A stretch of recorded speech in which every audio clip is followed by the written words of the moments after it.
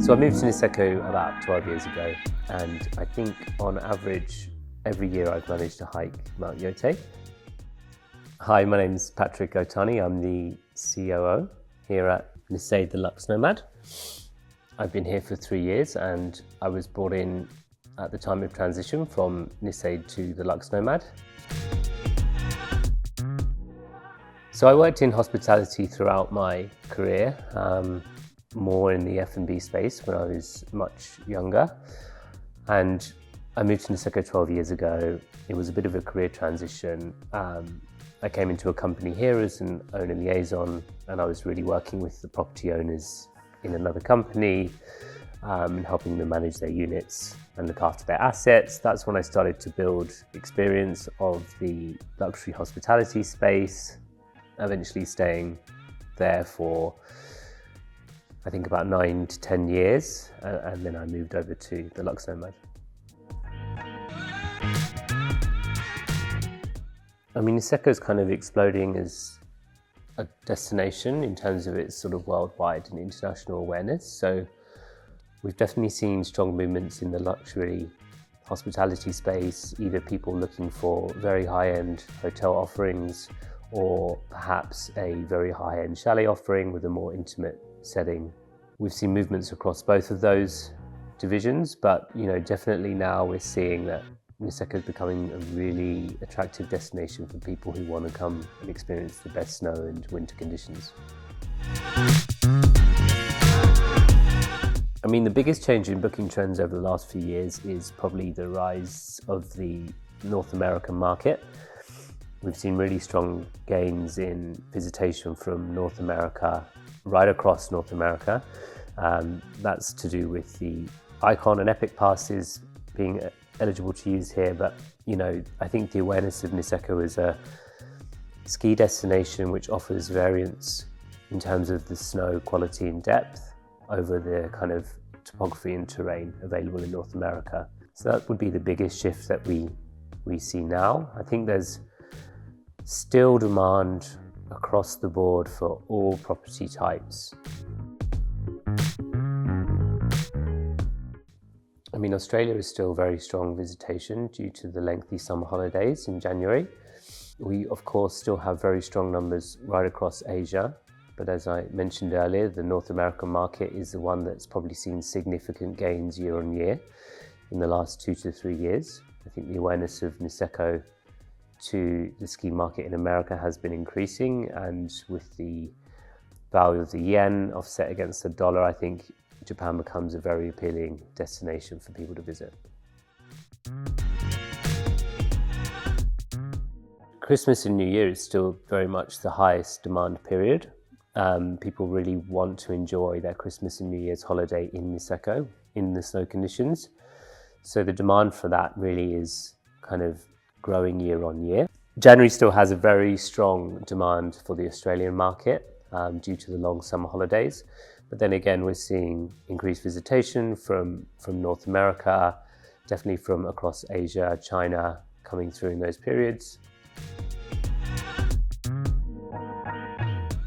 One of the questions I get asked a lot recently is, what do I think about other ski resorts in Japan?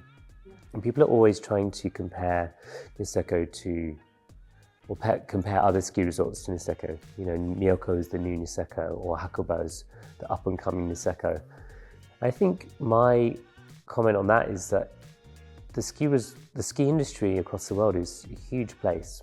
Japan has many offerings and different ski resorts, and one might be suited for one person, another might be suited for the other. So I think when you look at your investment here, or why you choose to invest in Niseko or Furano, or for example Rusutsu, is find the place that feels good for you. Don't expect Furano to be the new Niseko or Rusutsu to follow suit, or wherever you're looking at investing. Those places have a soul, and I think what draws you to them will draw other people there. Don't try and look for somewhere to invest based on it becoming the new Niseko, because I think each destination has an identity in their own right, and that identity will ultimately drive the growth of that area.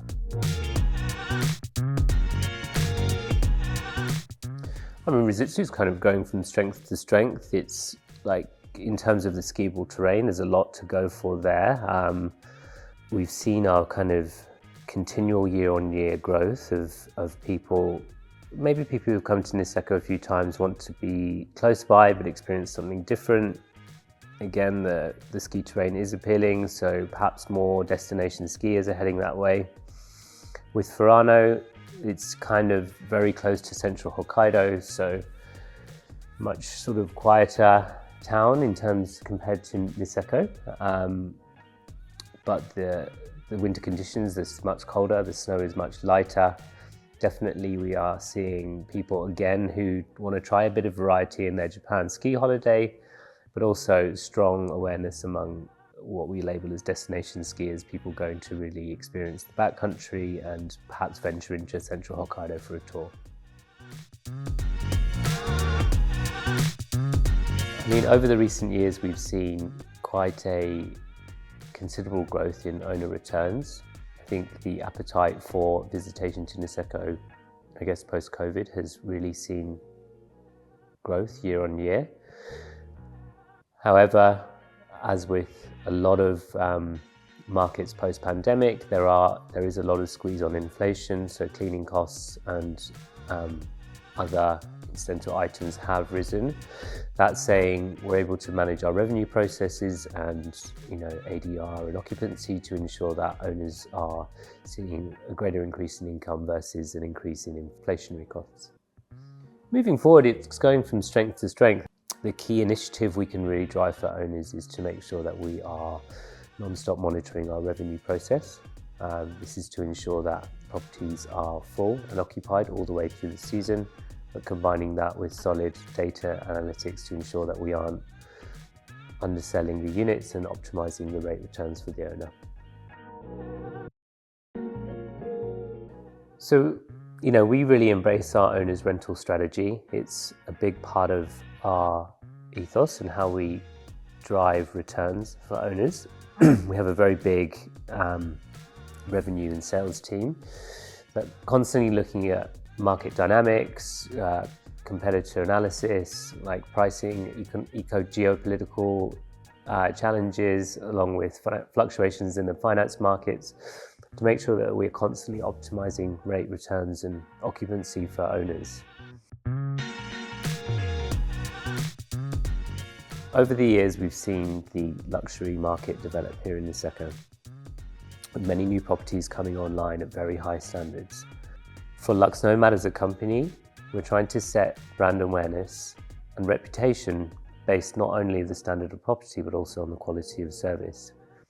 And for us, we not only spent a lot of time optimizing our rental returns, but we really want to make sure that we're providing services that match the level of property that people are experiencing. So in some, we've introduced standby drivers and butler services. In our hotels, we have a fully manned concierge and front desk team, really to provide and ensure that our guests' needs are met at every part of their journey. And they come in and walk in and they walk out having everything looked after by us.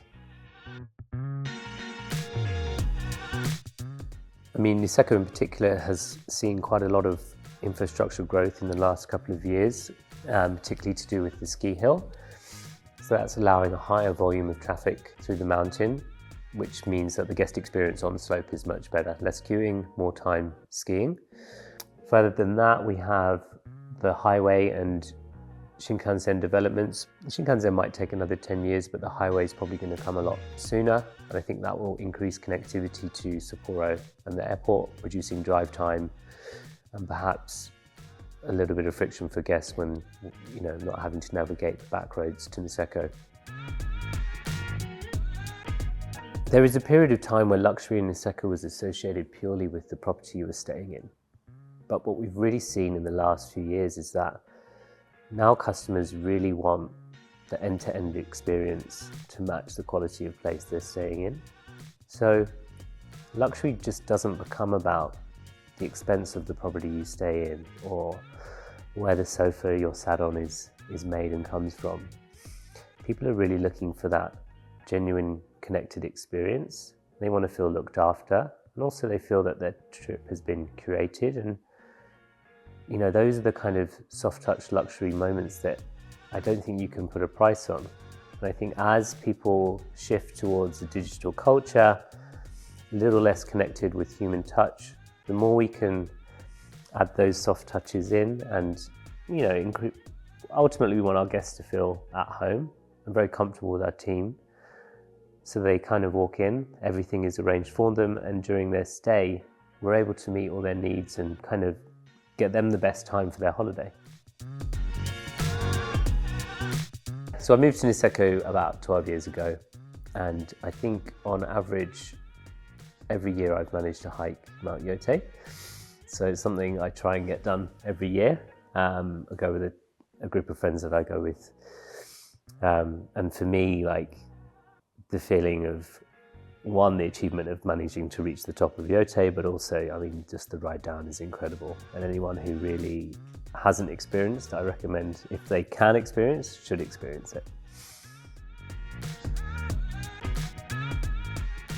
I mean, Niseko has a wide range of investment opportunities here, and people come from all over the world to visit and stay and enjoy their time here, and investors come from all walks of life. I mean, my advice for anyone really wanting to invest in Niseko is, investing in Niseko can be driven by a financial decision or a lifestyle decision, and I think really it's very hard to mix the two. It can be done, but it is challenging. So you've got to really understand why you want to invest here, what you're looking for out of your investment, and what kind of return do you want? Is it a financial one, or is it for personal enjoyment? And when you understand that, just trust your instincts. You know, there's some really good opportunities here, some fantastic properties, returns are good, the demand for visitation is high. So really trust your instincts,